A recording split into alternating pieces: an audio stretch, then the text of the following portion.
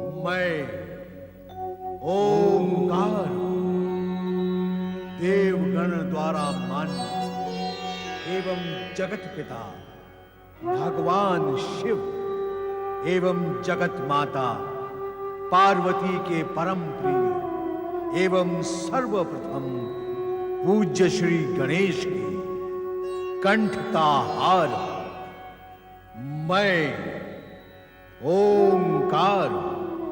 श्री गणेश की महिमा का गान करना साधारण तो क्या असाधारण वाक एवं वाणी के धनी के सामर्थ्य में भी नहीं है।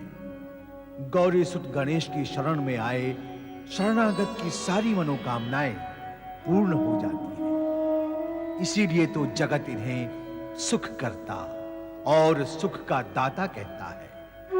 शिवनंदन गणेश सदा ही अपने भक्तों की पीड़ा को हरते हैं, इसीलिए इन्हें दुखहर्ता भी कहा जाता है। लंबोदर मोदक प्रिय श्री गणेश सिद्धि और बुद्धि के दाता हैं। जो प्राणी इनकी शरण में आता है उनके मन मानस की कलुषता दूर हो जाती है और पार्वती पुत्र की कृपा से उसकी बुद्धि भी तीक्ष्ण हो जाती है।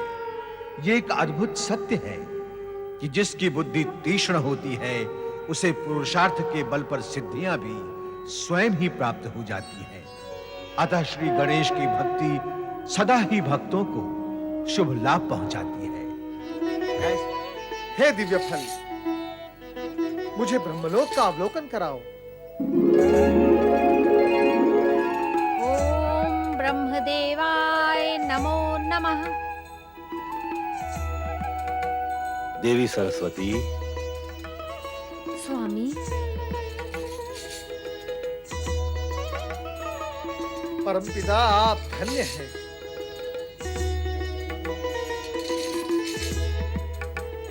हे दिव्य फल, मैं देवादिदेव महादेव के दर्शन करना चाहता हूं।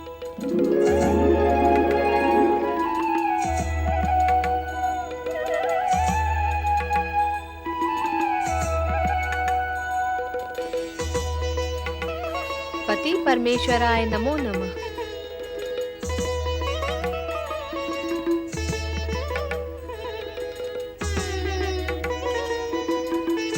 हे दिव्य फल, प्रेम भाव के अतिरिक्त अन्य कुछ भी नहीं दिखाओगे?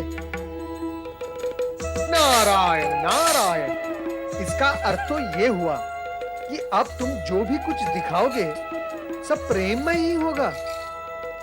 नारायण नारायण, ऐसी परिस्थिति में तुम्हें अपने पास रखना मेरे लिए अनर्थकारी सिद्ध होगा। उचित यही होगा कि मैं तुम्हें अपने किसी पूज्य को भेंट कर दूं। नारायण नारायण। स्वामी, आप मुझे ऐसे क्यों देख रहे हैं?